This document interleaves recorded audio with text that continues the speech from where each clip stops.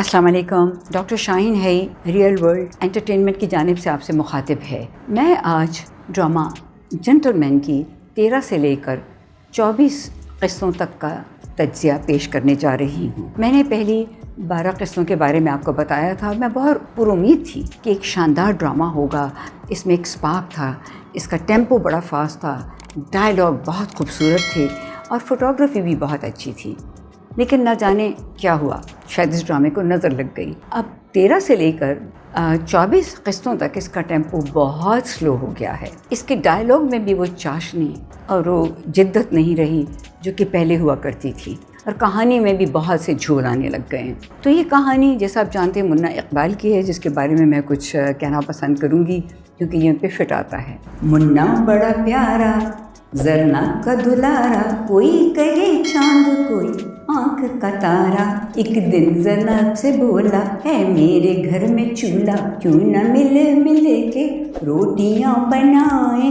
रोटी तोड़े बोटी तोड़े खाना हम खाएं, काहे रहूं दूर दूर तुझसे अकेला। ज़रनब को आई हंसी, हंस के वो कहने लगी, मुन्ना तेरे घर के सिवा रही नहीं कोई गली, जियो इक़बाल जियो इक़बाल। मुन्ना बड़ा प्यारा, ज़रना का दुलारा। तो बस कुछ ऐसे ही हो रहा है। 13 से लेकर अगली 6 क़िस्तों तक मुन्ना की खूब लाड प्यार हो रहे हैं। गोलियां लगी हैं उसको 12वीं क़िस्त में, 13वीं क़िस्त में वो अस्पताल पहुँचे हैं, ज़रना मुसल्ले पे बैठी हैं, सूप ला रही हैं, खाना ला रही हैं, मुन्ने के लिए बहुत कुछ कर रही हैं, और साथ साथ दिलबर की भी खातिरें हो रही हैं मुन्ने के तुफ़ैल। तो अब जब मुन्ना डिस्चार्ज हुआ है तो घर पर भी इसकी खातिरें होती हैं। न जाने ज़रनब ने क्या दुआ पढ़ी और कैसे दुआ मांगी, उनसे पूछना पड़ेगा हमें कि ज़रना बीबी हमें भी बताइए कि कैसे आपने दुआएं पढ़ी कि मुन्ना जैसे इतनी गोलियां खाईं, आपकी दुआओं से ऐसा लगा है इसने गोलियां नहीं चने खाए हैं, और वो बड़ी जल्दी भागने दौड़ने लगा है, जिम भी जाने लगा है, फिट हो गया है। ज़रूर उनसे पूछना पड़ेगा ताकि और लोगों का भी भला हो। खैर अब वो घर आए हैं तो ज़रना वहाँ भी टिफ़िन बना के खाने लेकर आ रही हैं। उन्हें इस बात से कोई झिझक नहीं है कि उंडे के घर जा रही हैं, और तो और उनके अब्बा भी साथ में शामिल हैं। उन्हें भी मुन्ना बहुत पसंद आया है, वो उसके लिए गाना भी गाते हैं। वो फारिस को गुंडा डिक्लेयर करके मंगनी भी तोड़ देते हैं, और ज़रनब ने बिल्कुल देर नहीं लगाई। शायद उसे जिस सूफ़ी शौहर की तलाश थी वो उसे इकबाल मुन्ना में मिल गया, और वो ये भी भूल गई कि उसने किसी पिछली क़िस्त में टीवी स्टेशन पर बैठे हुए अपने एक साथी से कहा था फारिस की मोहब्बत के बारे में कि मोहब्बत एक ऐसा रोज़ा है जिसकी अफ्तार नहीं होती। अब वो अफ्तार भी भूल गई हैं। वो और मुन्ना बहुत खुश हैं और इनके अहद व पैमान भी हुए हैं आगे क़िस्तों में, और निकाह की तारीख भी हो गई है पक्की। तो ये काफ़ी मतलब बहुत क़िस्तों में जाकर हुआ है। ये मत समझें कि 1-2 क़िस्तों में हुआ है, इसमें कुछ 12 क़िस्तें लगी हैं यहाँ तक पहुँचने में। इसमें और बड़े दिलचस्प किरदार हैं। एक है कमिश्नर साहब का जो उस्मान पीरज़ादा ने किया है। कमिश्नर साहब जो है अपनी भतीजी मिफ्रा की फरमाइश पर, उसकी सिफारिश पर फारिस की तब्दीली पहले तो कराची कराते हैं, फिर असिस्टेंट कमिश्नर से डिप्टी कमिश्नर करवाते हैं। लेकिन बड़ा ही दोगलापन है, बड़ी सख्त बेईमानी है। साथ ही इसको कहते हैं मिफ्रा को कि तुम फारिस से शादी न करना क्योंकि ये बहुत एम्बिशियस इंसान है। तो भाई ज़रा बताइए, उसकी एम्बिशन आप ही तो पूरी कर रहे हैं, उसकी हर ख्वाहिश को माने जा रहे हैं। इतनी जल्दी इसको प्रमोट कर दिया, ना जाने कितने लोगों का हक़ मारा होगा। बड़ी मुझे हैरत हुई है। और मिफ्रा साहिबा पहले तो बुरी तरह से फारिस पे लट्टू थी, और उसके पीछे पीछे दुम्हे लाती फिर रही थी, उसको बुलाती थी और कहती थी कि मैं तुम्हारे बगैर नहीं रह सकती, मुझे चैन नहीं आता, मैं तड़पती हूँ, और कोशिश करती थी कि उनका दिल ज़रनाब से खट्टा हो जाए। लेकिन जैसे ही मैदान साफ हुआ उनका तो एटीट्यूड ही बदल गया। फारिस का रोल जाहिद अहमद ने अदा किया, जो पहले असिस्टेंट कमिश्नर हैं फिर डिप्टी कमिश्नर बन जाते हैं। बड़े अच्छे अदाकार हैं, लेकिन यहाँ पर सिर्फ उनका रोल मूँछों की हद तक है या उनकी चाल ढाल तक। उनका कमरा खाली पड़ा है। असिस्टेंट कमिश्नर भी हैं और डिप्टी कमिश्नर भी जब बने हैं तो उनके कमरे में कोई नहीं है। मुझे बड़ी हैरानी होती है क्योंकि ऐसे अफसरान के दफातर खचाखच भरे होते हैं, लोगों को अपॉइंटमेंट लेने का इंतज़ार होता है। और मेरे वालिद भी इन ओहदों पे रह चुके हैं और मैं अच्छी तरह से जानती हूँ कि उनको तो सांस लेने की भी फुर्सत नहीं थी।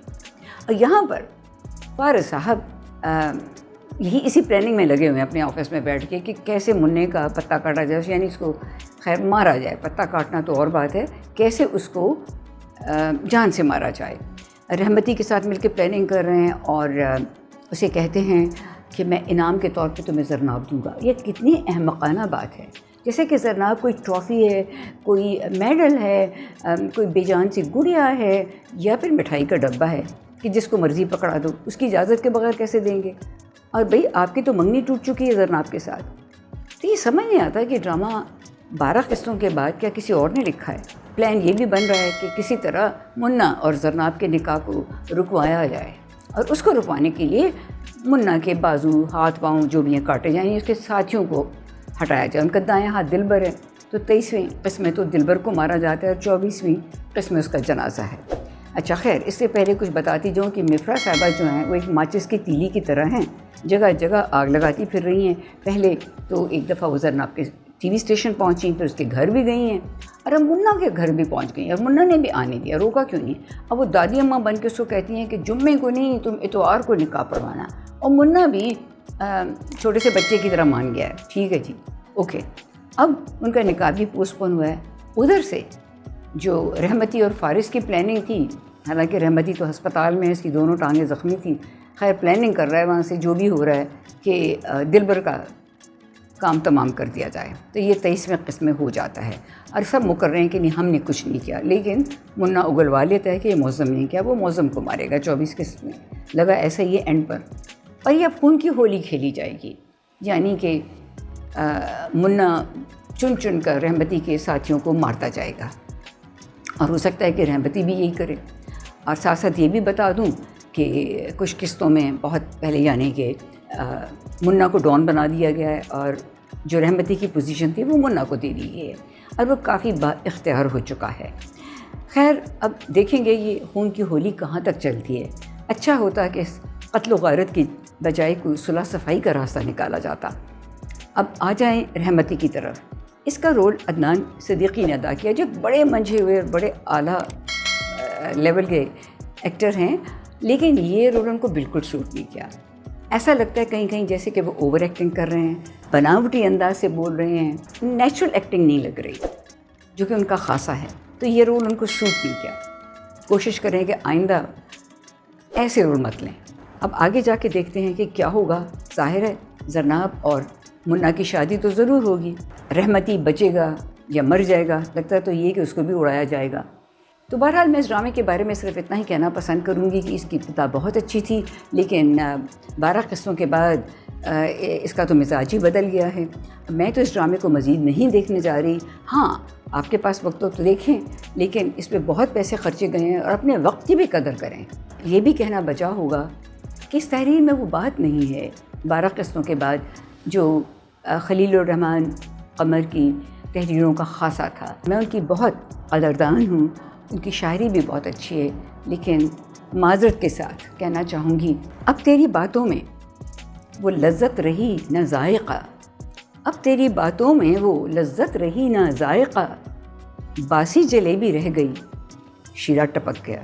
میری دعا ہے کہ وہ پھر سے پہلے کی طرح جوش و خروش سے لکھنے لگیں, ندرت و جدت کے ساتھ, امنگ اور ترنگ کے ساتھ, اور ہمیں شاہکار ڈرامے دیتے رہیں. بھائی لوگ کا موضوع کو نیا موضوع نہیں ہے. 2011 میں اس پہ ایک فلم بن چکی ہے, اور اس کا ذکر میں اپنے پچھلے پروگرام میں کر چکی ہوں, لیکن مجھے امید تھی کہ شاید یہ موضوع ایک نئے انداز سے اس ڈرامے میں پیش کیا جائے گا. اور یہ تو ہم سب جانتے ہیں کہ بھائی لوگ اور حکومت کا پرانا گٹھ جوڑ ہے. آپ سے اجازت لوں گی, اگلے پروگرام میں قریب ملاقات ہوگی. ہاں اگر آپ نے ابھی تک سبسکرائب نہیں کیا تو بٹن دبائیے, ہمارے چینل کو سبسکرائب کریں, لائک کریں, شیئر کریں. یہ آپ ہی کے لیے ہے. مجھے آپ کے کامنٹس کا انتظار رہے گا. اللہ حافظ.